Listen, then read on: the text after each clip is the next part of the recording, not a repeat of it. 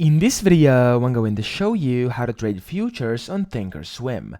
Now, the first thing you want to do, you want to open up ThinkorSwim, and then up here at the very top right, you want to click on Setup, and then you want to open up the Setup Wizard. Now, over here, if you actually want to trade futures, I would recommend this futures basically workspace setup. So click on Futures over here, the second one, click on Next. Over here, you can select your font size, your spacing, and then you want your color scheme, so either bright or dark over here, so whichever you prefer. And then after you select this, click on Next.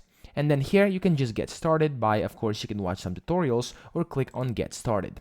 Now, once you do this, it's going to kind of refresh your ThinkorSwim over here. And in just a few seconds, as you can see right now, this has opened up my futures trader over here.